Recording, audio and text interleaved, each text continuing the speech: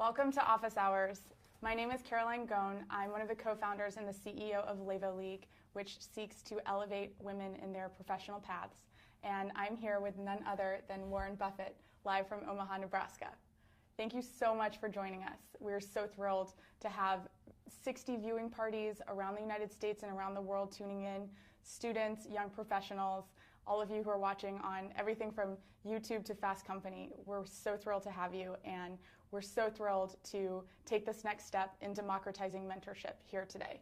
It's really incredible what we can do with technology. The fact that we're having this conversation, we're going to be interacting with you. I have your questions in the live Twitter stream on my iPad from Omaha, and we will be listening to what you want to hear Mr. Buffett talk about. We will be interacting here today, and we'll be engaging the conversation on Twitter at #OfficeHours and #WarrenBuffett. So please make sure to tune in and join the discussion that's happening. It is such an honor to be here with Warren today. He, as you know, is one of the best known investors and entrepreneurs of our time. And he's currently the chairman and CEO of Berkshire Hathaway Incorporated. Recently, he made headlines for being bullish on a surprising new investment, women. And that's part of what we're here to talk about today. So he wrote in Fortune last week that we've seen what can be accomplished with 50% of the population. Imagine what can be accomplished with 100%. And we cannot wait to engage in that dialogue here today. We hope that you'll share what you learn on social media and that you'll continue to ask Warren questions here live so that we can make full use of this hour that we have with him. And let's get started. Let's do it. Without further adu, let's get started. So Warren, it's been a very big week for you. Yeah, we've been pretty busy, yeah. So you've joined Twitter, you just finished your shareholders meeting, and you recently joined Levo League. I finally came out of my shell. Yeah. So my first question to you is, why technology and why now? Why opening up this conversation now? Well, I probably should have done it earlier, but actually when I read, I've had 40 colleges and universities that come out every year. I always insist that at least a third of the participants from each school be women. And I get a lot of questions from both men and women about their careers and all sorts of things. So I had really talked about with these students what I wrote about in Fortune last week. But I read The Galleys of Lean In by Sheryl Sandberg. And I just wrote down a few ideas that I had. I sent it to her. I thought it might work as a forward for that. It was things I'd been saying over the years. It didn't work as a forward there, but I decided that it really was time to speak out on this. So I sent it into Fortune, and they ran it. And then the social network type stuff, which I'm back in the 19th century normally, but it was a means of getting it more broadly distributed, and it seems to work very well. Absolutely, and we're thrilled that you're on Twitter and joining Levo. So yeah, the 20th century isn't so bad. Maybe I'll get to the 21st one of these days. I mean, before we get into these questions, just you've really experienced over the course of your lifetime such a transition from, women having one specific role in society and even technology having one specific role in society to where we are today. Do you want to just paint a picture, give a little bit of color to what the world was like when you were growing up and what it's like today and some of the things that you've seen change? Yeah, it's really true, Caroline. I was born in 1930. I had an older sister, Doris, a few years older, a younger sister, Bertie, a couple years younger. And they're absolutely as smart as I am, probably a little smarter, and much more personable. They got along better in the world and all of that. Our parents, loved us all equally. They never told my sisters, you can't do this or you can't do that, verbally.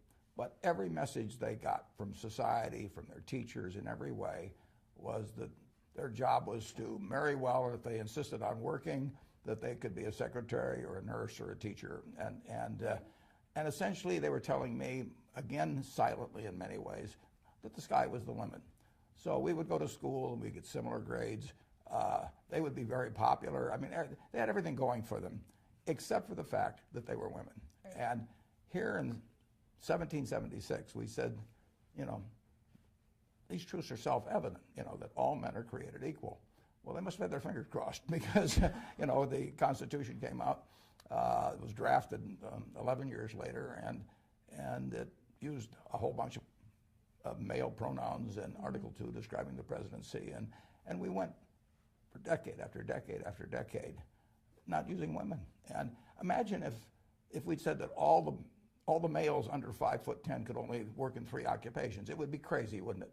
Right. But it's just as nutty, in my view, to say half the population because of their female. I mean, the talent is there, but society just said, you know, if you want to be a teacher, fine. If you want to be a nurse, fine. If you want to be a secretary, fine, but forget everything else. Mm-hmm. So I have seen that change in my lifetime, although change was slow. I mean, we had the 19th Amendment passed in 1920, and as I point out in my article, the next 33 appointments to the Supreme Court were men, and the odds of that being by chance were 8 billion to 1. I mean, so now part of that was just inertia. Part of it was that attitudes dropped slowly, but part of it was that men liked it the way it was. But it has changed a lot for the better. There's still important ways to go, but my business class at Columbia in 1951 had 1 woman in it, you know, and I mean, it was a joke. That's changing. But I also said I've seen this with males too, but I've seen very, very bright women. I use the example of Katharine Graham, who was outstanding. While she was CEO of the Washington Post, the stock went up 40 for 1. She won a Pulitzer Prize. But she'd been told by her mother, she'd been told by her husband, she'd been told by lots of people that women weren't as good as men in business. It was nonsense. And I kept telling her, you know, quit looking at that funhouse mirror. You know, here's a real mirror.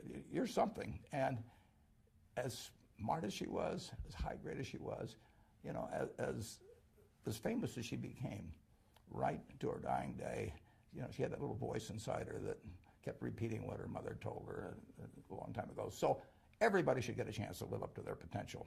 And women should not hold themselves back, and nobody should hold them back. And that's my message. I love that. And it's so interesting because we recently had an office hours with Sheryl Sandberg, as you know. And one of the things that she talked about was this little voice that you're referring to. Yeah. And the fact that, for whatever reason, women in particular grow up with this voice, and you can call it guilt, you can call it self-doubt, you can call it whatever you want, but it exists and it doesn't really go away. But I think having these conversations about the fact that it is a distortion of reality, it is part of what contributes to the funhouse mirror, that can at least help us understand that it's societally created and that it's something that we don't have to just accept. Yeah, everybody, I mean, the potential of humans is we haven't come close to scratching it even, you know, and look what's happened since 1776, most of the time using half our talent. I mean, just imagine what's going to happen when we, you know, go full blast with 100%. And you know, it's incumbent on everybody to try and help people, particularly if you're in a boss's type position, to help the people achieve their potential. And women have every bit the potential men do. Can you talk a little bit more about what, so your call to action is extremely powerful, especially given your role as a male leader. Can you talk a little bit more about how 2 types of men can really engage in supporting women in this transition? The first type of male is the leader, right? The CEO of a company, the entrepreneur, the person making hiring decisions, the person making board decisions, and the person making any sort of personnel related decision. And the second group I'd be really interested in hearing your thoughts on. You know, the second group consists of male peers, right? So the people who are rising in the cohort alongside their fellow women. Yeah. Can you talk a little bit about what your recommendations would be to those different types of men and how they can really take your essay and as a call to action? Yeah. Well, for the leader, you have to, you know, you have to take away the funhouse mirror, and you have to realize that talent is scarce, and you better take it wherever you can get it. Right. You know, it'd be silly.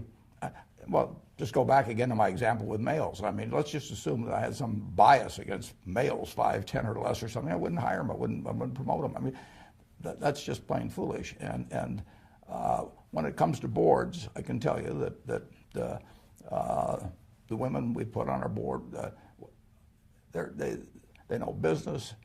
They know people. They know how to make decisions. They understand the ownership the shareholders are their partners and all. We've got all the qualities we want. And I would say there was not a lot of malicious intent in Overlook. It just became very natural. I mean, it just wasn't in the consciousness of a lot of leaders. I think it's coming along well on that. When you get to peers, you always have to wonder whether in a competitive situation you'd wish you only had to compete with half the people instead of 100% of the people. I mean, it would. If I'm not sure how I would do if I was a male and I had two people to compete with. I could get rid of one of them because she was a woman, or one of the guys because he was a redhead or some crazy reason like that. But it is fun. It's enormous fun for me when I find somebody that starts and really doesn't realize how good they can be. Kay was that way. Kay Graham, she really didn't. She kept telling herself that she put limitations on herself. She was a superstar. I mean, when she wrote her autobiography, I mean, it was going to win a Pulitzer Prize, and she wrote it. And incidentally, the person that helped her was a woman. And it is a marvelous book, but all the time fighting that self-doubt. So I think you should encourage anybody, male or female, to reach their potential. I mean, I wouldn't just limit it to females. I mean, anybody you can help reach their potential, you've given a gift that's very, very important. That's great. And one point I'd love to touch on before we move on with these questions that are filling my screen right now is, can you give our viewers a sense of what the technology landscape looked like when you were growing up? Like, what did a day in the life of Warren Buffett look like in the first 10 years of your career? And then what does it look like today? Well, I got very interested. I was lucky. I found out what I liked doing when I was very young. So I got interested in investments. But the way I learned about investments then was to go to the Alma Public Library. I read every book on investments by the time I was 11. But when I wanted to learn more about specific companies as I became a professional and after I got out of school, I would mail away for reports, and they would take a week to come, or I'd mail to the SEC, and they'd send me these little microfiche type copies. Today, or if I write my annual report now, and I want to look up and find out how many justices were appointed to the Supreme Court after the 19th Amendment, before Sandra Day O'Connor, I would have had to go to the library and dig around everything. I can find it out in about 2 minutes now. So having all this information, is just plain wonderful. I'm not very good at tech yet, though, so don't give me any quiz about it. I will not. We're getting there. One thing that our users are really curious about is your working style. So we know anecdotally from some of the people who work with you, you take a lot of care in cultivating your personal relationships. You've had long-standing partnerships. You've really invested in the city that you live in your home. And tell us a little bit about how your philosophy towards people has developed, and how you think about partnerships and relationships. Yeah, well, Caroline, I run a company that has 24 people in the home office here in Omaha, and we have 285,000 people working for us. We probably have 50 CEOs that report to me. Well, obviously, we can't run anything from headquarters, and I don't want to run anything. I do not want to have hundreds of people here and have to think about everything that goes with it. So I have delegated like nobody's ever delegated with a company of this size, and I trust the managers, and most of them are already rich. We buy their companies for hundreds of millions or billions of dollars. We don't get contracts with them to keep working. I mean, they have to go to work every day because they want to go to work, not because there's some contract or because they need the money. So I try to create the conditions that will cause them to really rather be at work than on some yacht someplace, which they could easily afford. And I say to myself, how do you get people that don't need to work? Well, you give them something that they love to work on. Right. And, I don't need to work, but I jump out of bed every morning. I'm excited. I come to the office because I think I'm painting this painting, which is Berkshire Hathaway, and the canvas is of unlimited size, and I get to paint, and I get to paint the way I want to paint. And I feel the same thing works for our managers. And, every now and then you have a disappointment, but overwhelmingly, if you put trust in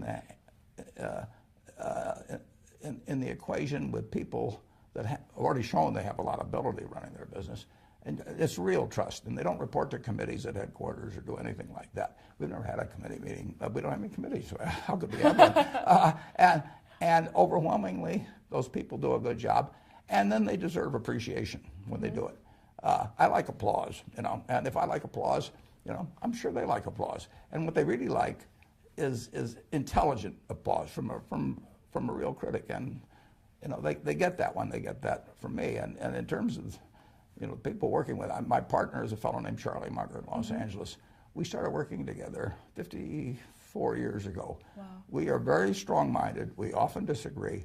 We have never in our lives had an argument with each other, and we never will. It just doesn't happen. I mean, he's a wonderful partner. He always gives me credit for more than I'm doing. And if he has an idea and it's a good one, he says it's my idea, and if it's a bad one, he says it was his idea. He's just a perfect partner, and totally. I mean, we challenge each other and all of that, but it's a lot more fun accomplishing things in life with a partner, frankly, than by yourself. Mm-hmm. And that gets to the whole context of community building. And one of the big messages that we really advocate for at LAVO is the importance of creating a community around you of mentors and of peers who help you succeed, help you along that path.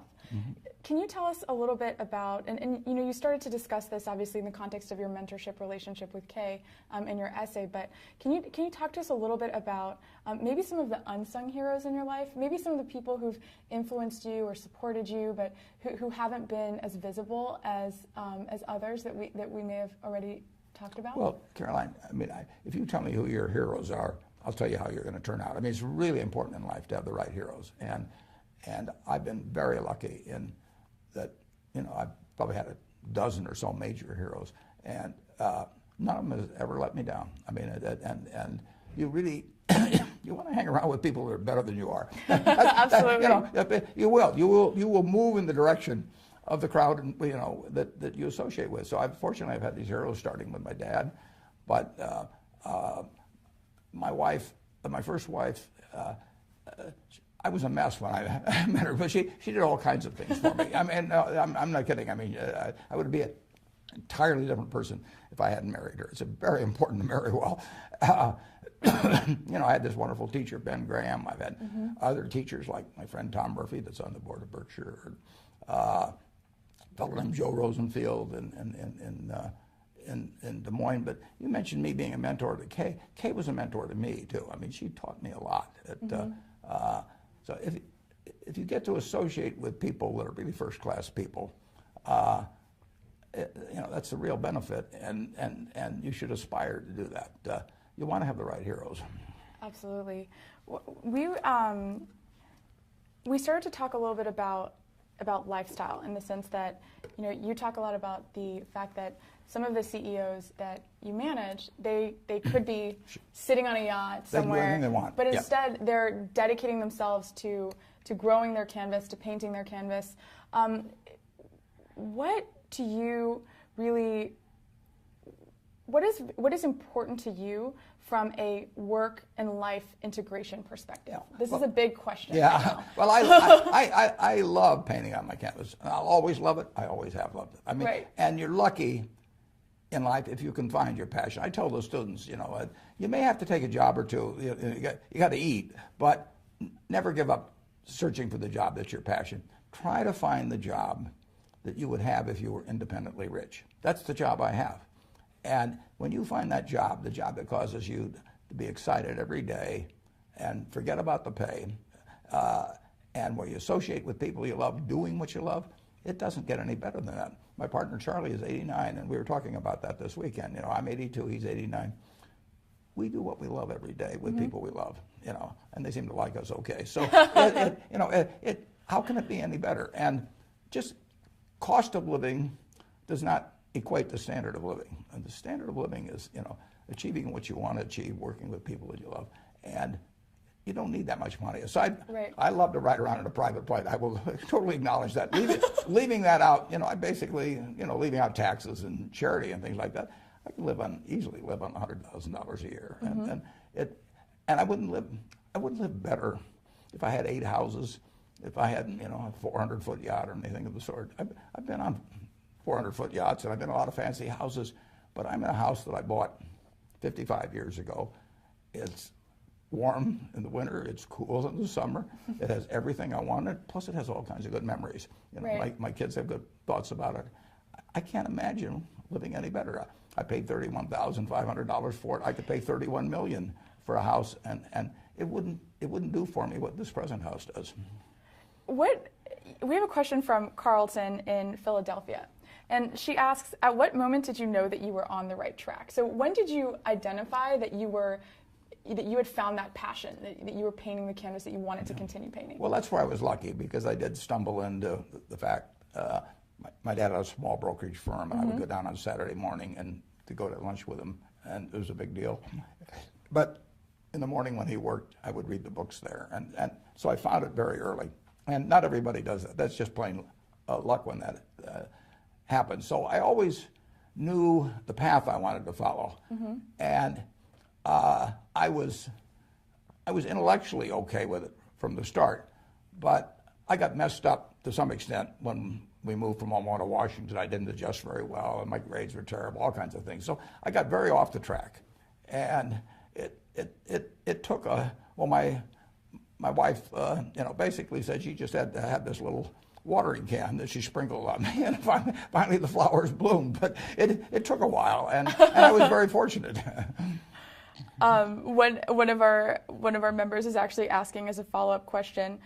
This is Casey from Texas. She's asking, can you remember a specific time in your life when you had the most difficulty adjusting to your career path? And it sounds like maybe that was your move to Washington, but can you sort of inspire our audience with an example of a time when you may have doubted your career path, and how did you move out of that into where you are today? I really didn't doubt my career path, but I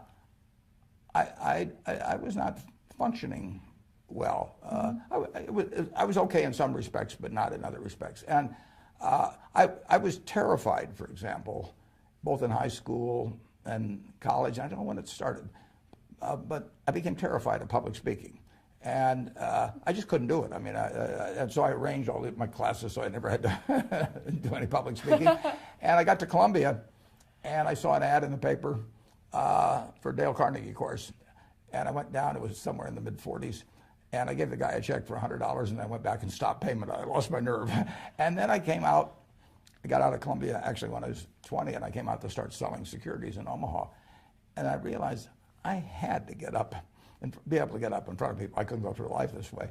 So I saw an ad again in the local paper that there was a Dale Carnegie course being given. I went down and I gave the fellow $100 in cash. And I became associated with 30 other people in the class. We couldn't stand up in front of a group and say our own name. I mean, it was pathetic. But that class changed my life in a big way. Wow. As a matter of fact, they used to give a pencil every week for whoever did the most with what they learned the previous week. And during that class, I proposed to my wife, and she accepted, and I won the pencil that week. Oh, wow. So it's important. I mean, you've got to be able to communicate in life, right. And it's enormously important. And probably the schools, to some extent, underemphasize that. I mean, you can start going for an MBA, and people think it's kind of beneath them to teach you about communication. But if you can't communicate, if you can't talk to other people and get across your ideas or write, either, you're giving up your potential. And anybody that's got a career potential of X, I guarantee it'll be 150% of X if they really learn how to communicate well. So that was a big part of really succeeding in my career, when you get right down to it. And then I was fortunate enough to pick up a book when I was 19 by a great teacher, Benjamin Graham, and he taught me a lot about investments, but it was really my dad and my wife that taught me about life. So is your number one, so multiple people, including Devin here from Charleston, asked, what's the one piece of advice you would give to a fellow introvert? And we talked a little bit before this about the fact that this is not in either of our comfort zone as fellow introverts. Yeah. So would your advice to a fellow introvert be to just sort of confront that fear, go to a communication class, and just practice out of the fear? You have to do it. I mean, you have to do it, and the sooner you do it, the better. I mean, it's so much easier to get the right habits when you're young than work later on. And I mean, I think they have Toastmaster clubs. I don't know what they all are, but if they're you know, to get over fear of associating with people, you got to go out there and associate. And it's painful. Mm-hmm. It's very painful. When I finished the Dale Carnegie course, now I'm 21, proposed, got accepted and everything, but I was very worried that I would lapse back like I was before. So I actually went out to the University of Omaha, and I want to teach. Mm-hmm. And fortunately they accepted me. So I started teaching a class at night when I was, I believe, 21. And you know, you've got to do. You got to force yourself sometimes to do things, and I know it isn't easy because it wasn't easy for me. When I started selling securities, I was 20 when I started selling securities, and I would go out.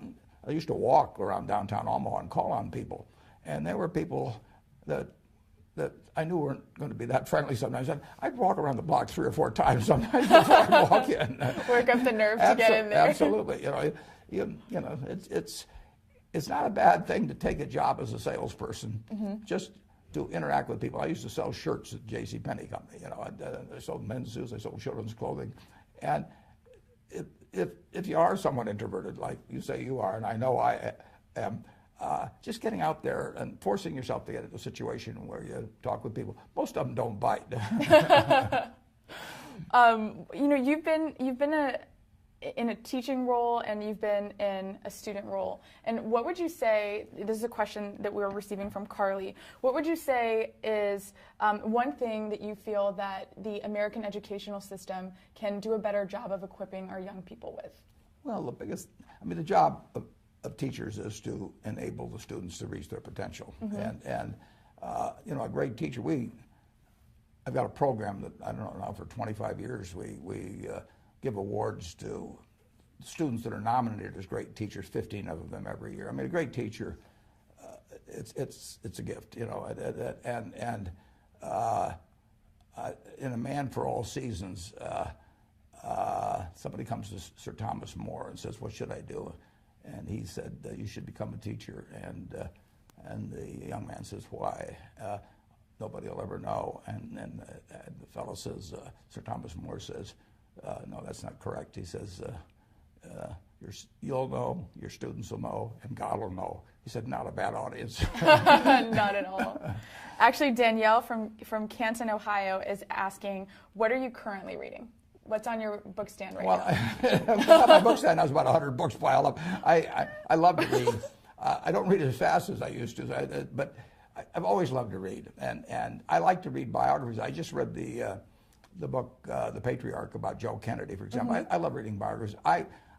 If you get one message from our talk today, read Katharine Graham's personal history. It's a remarkable story. It's about a woman who lived an incredibly interesting life in all these positions. I mean, she was seeing the world, a very interesting world from the most interesting perch. And the amazing thing about it, it's totally honest. It's a totally honest book. When I read the galleys of that book, I called her after I read it, and I said, "I've got just 2 things to say to you, Kay." I said, "You wrote the book, I hoped you'd write." And then I said, "I'm never going to try and write a book because yours is too honest." I said, "In my book, I want to look like Arnold Schwarzenegger, and you know, I am not capable of writing an honest book. So you set a standard I can't meet." That's great.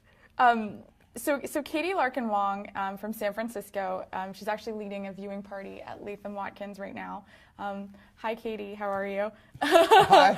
She asked, you know, you've really become a proponent of you know, female to male and male to female mentorship, and you know, you shared the story about Kay that you wrote about so eloquently and so compassionately.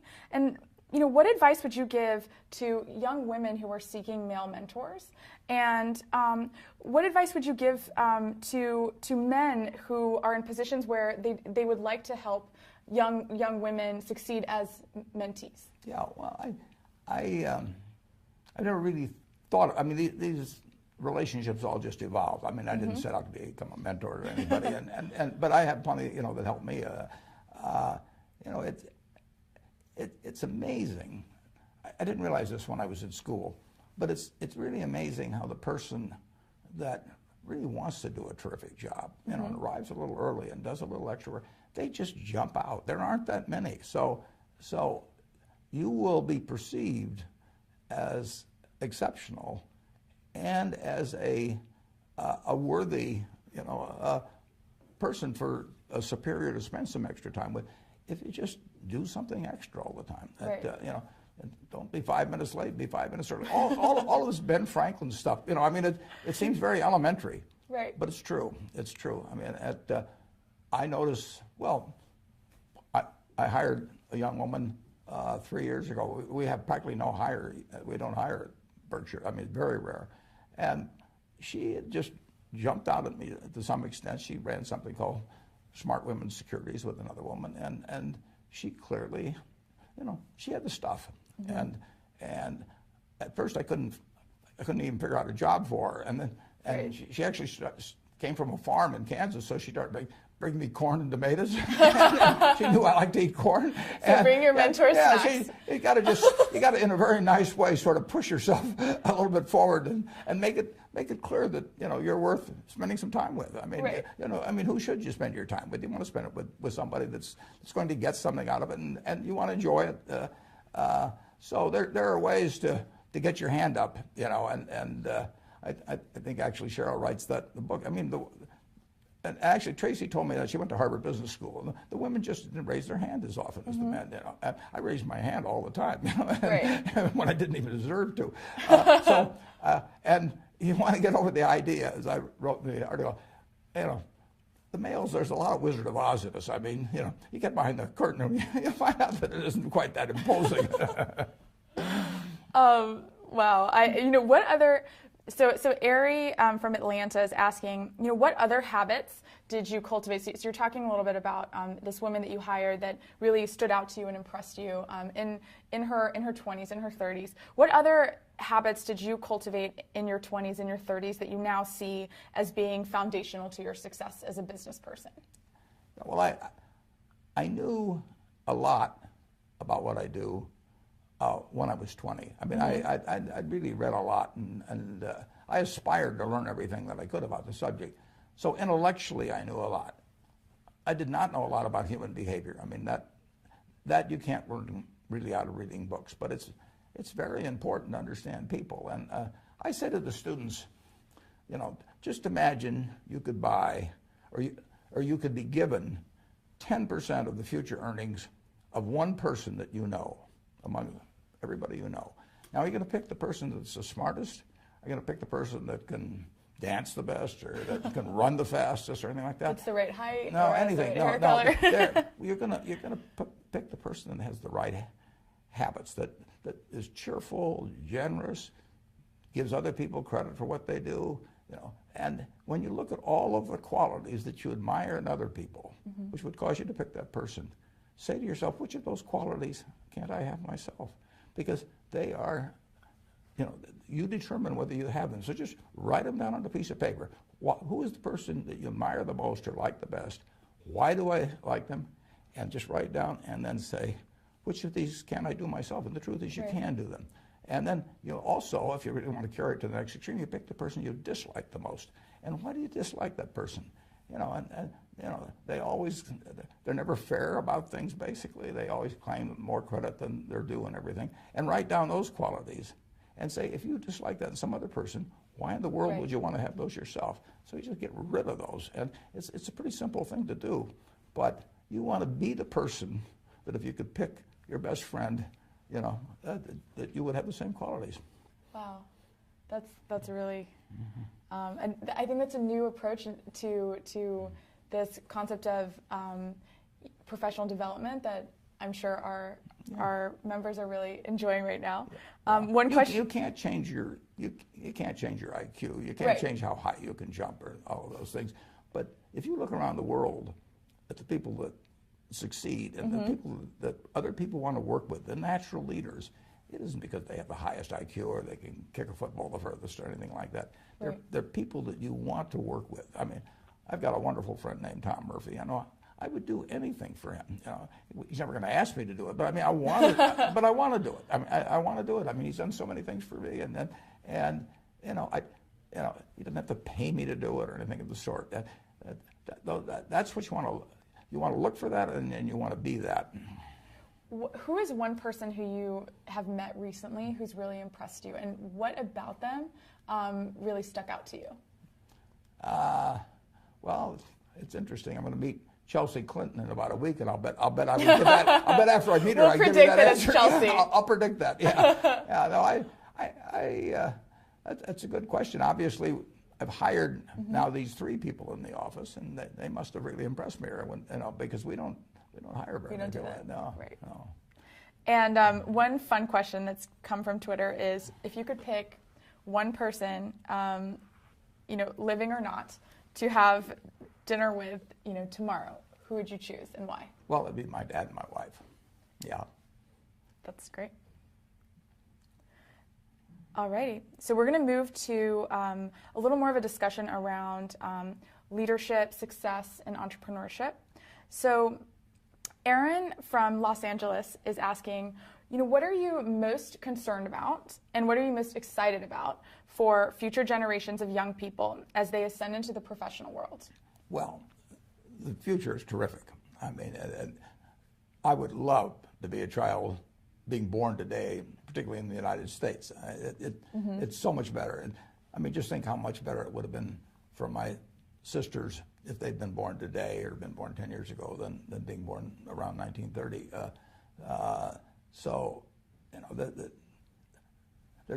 The potential is absolutely terrific. The thing we have to worry about the only thing really to worry about, you have to worry about economic things in this country. I mean, this country is going to move forward just like it has. In my lifetime, the real GDP per capita has gone up 6 for 1. Wow. There's nothing like that in the history of the world. We have to worry, and really, it has to be done through our leaders, but about nuclear, chemical, and biological, the spread of the knowledge of that into the hands of people that wish evil on their neighbor one way or another, because the ability to inflict harm on others has increased exponentially ever since the atom bomb in 1945. And there are a lot of psychotics and sociopaths and people out there. And if you go back a few thousand years, all you could do is throw a stone at the guy in the next cave. But now you can do a lot of damage. Right. And that's the cloud always on the horizon. But other than in the economic sphere, in medicine, education, all kinds of things, the potential is, we just started. Right, absolutely. We talk a lot about the fact that we are very fortunate to have been alive during this period of complete information transformation and technological transformation.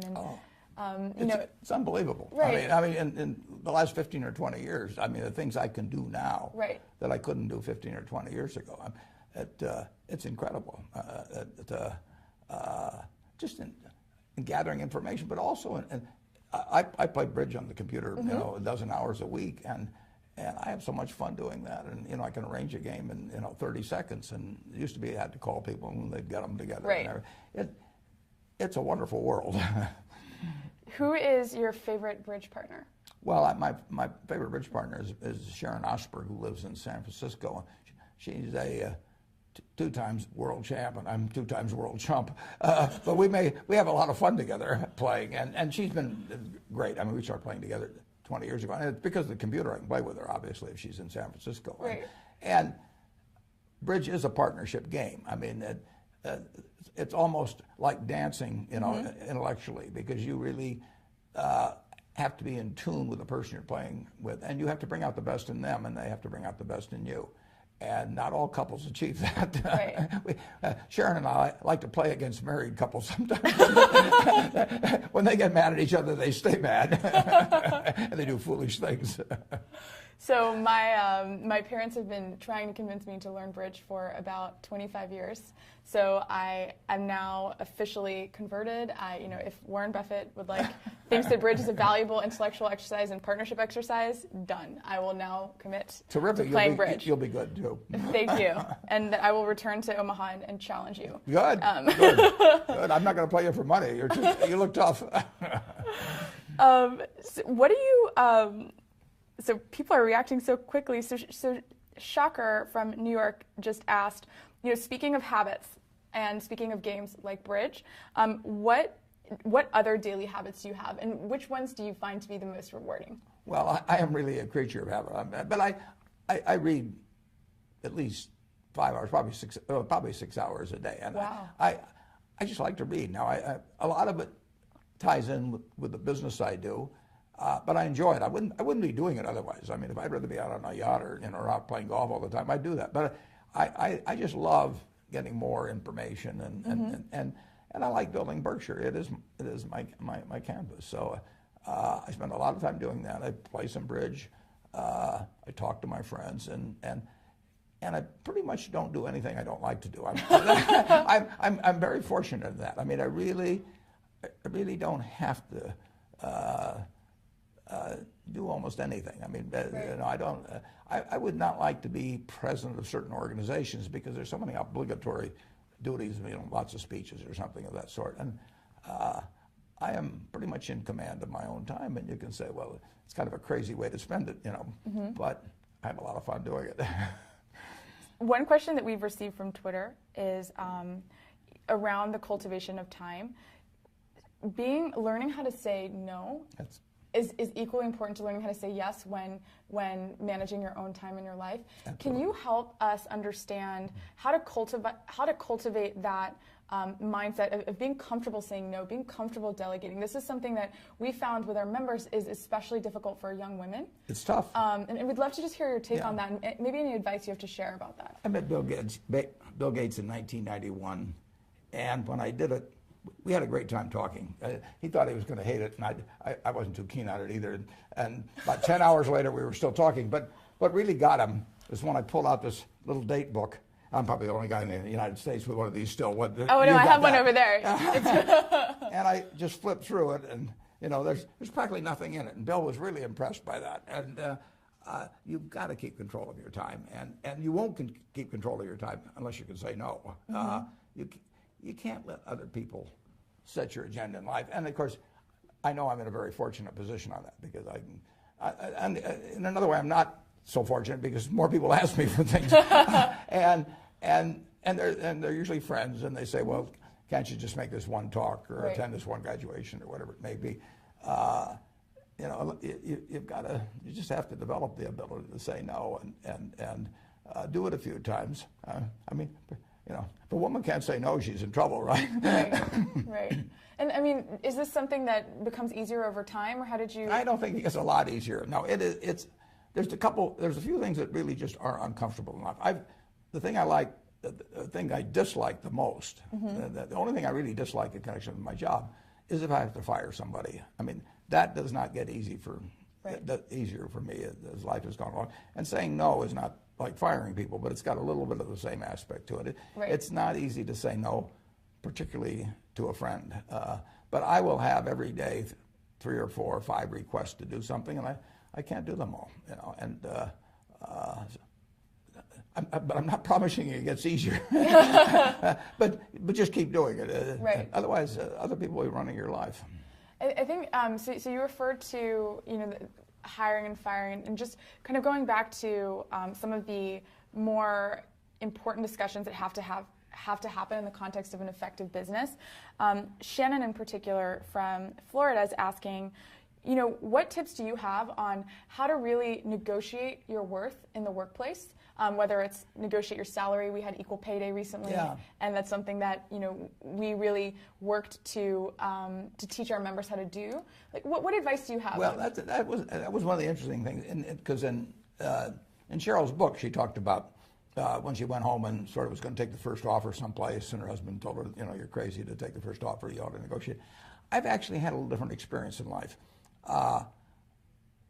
I wanted to go to work for my hero, Ben Graham, after I got out of school, and he said no, and I came out here and worked for a few years.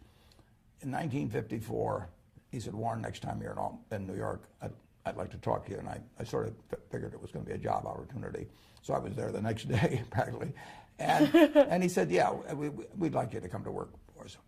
I never asked the salary.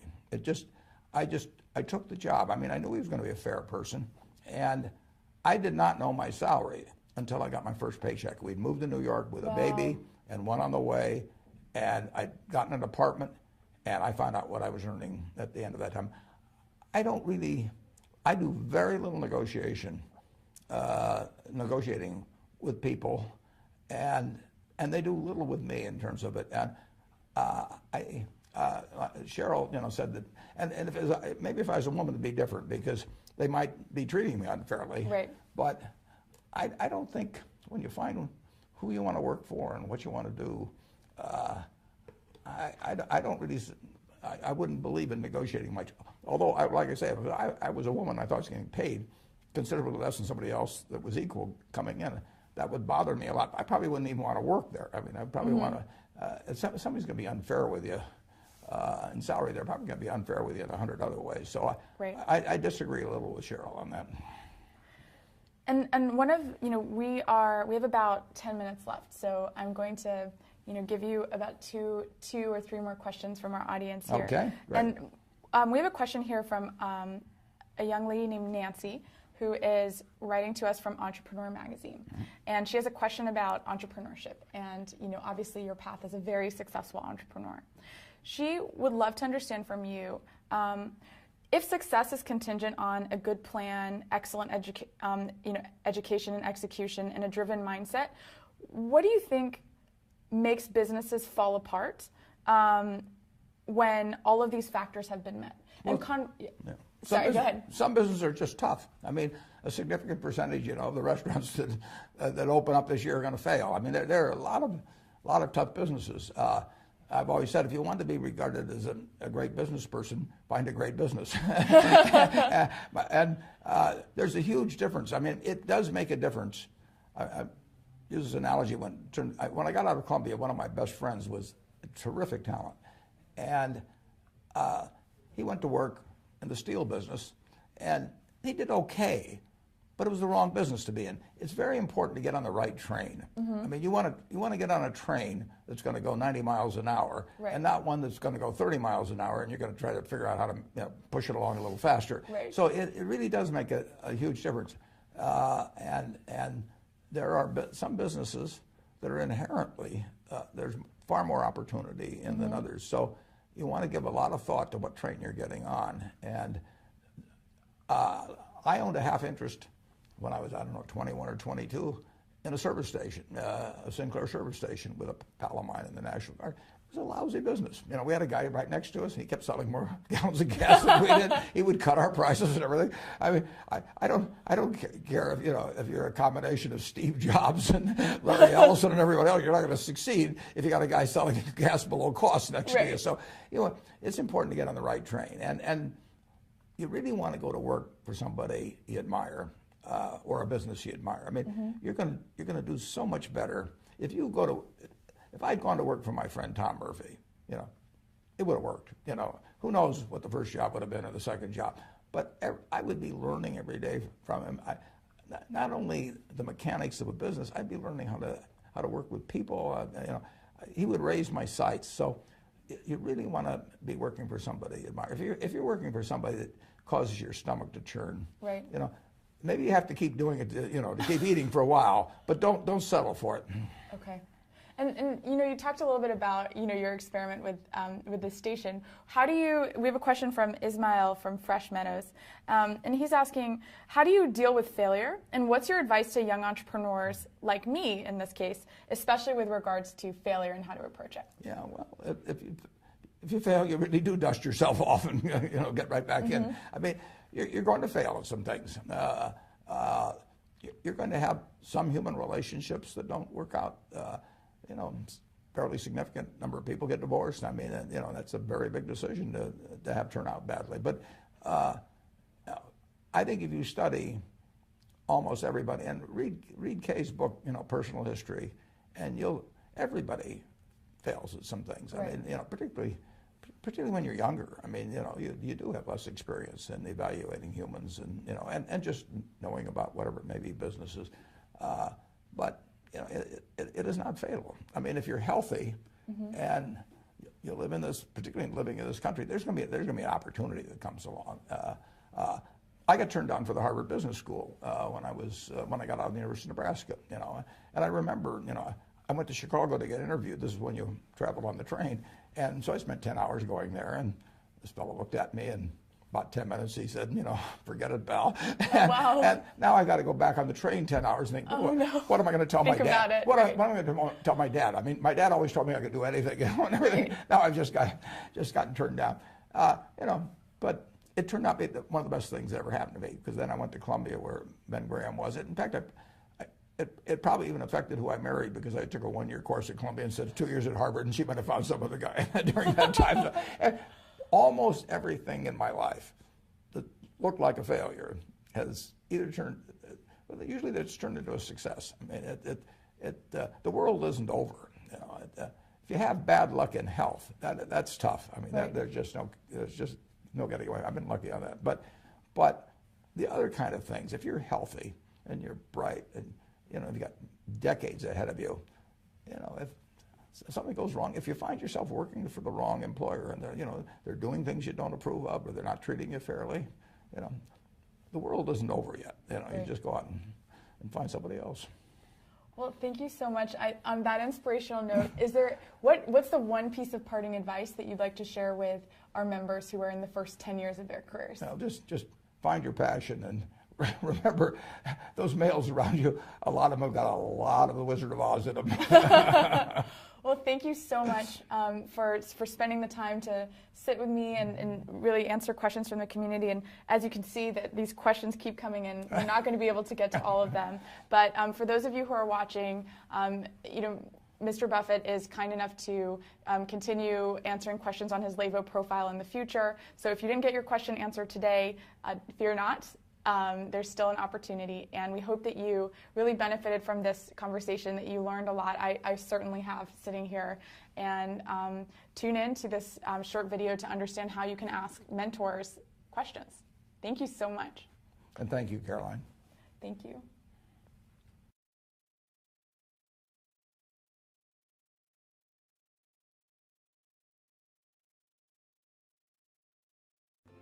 Have you ever thought, what exactly is a mentor, and where am I supposed to find these amazing people? Mentors are one part of the success equation, and Levo is here to help. Levo mentors have experience and insight from overcoming their own professional challenges, and a passion for sharing their stories with you to help you elevate your career. Usually, the first step to getting a mentor is exchanging advice and building rapport. So we're thrilled to introduce a new feature called Ask a Question. Connect with a Levo mentor by clicking follow under their name and image. Request advice by typing your question into the Ask box.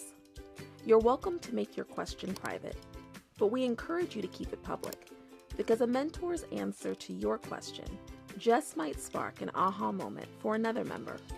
Not ready to ask your own question? Just follow others, and you'll still get great advice.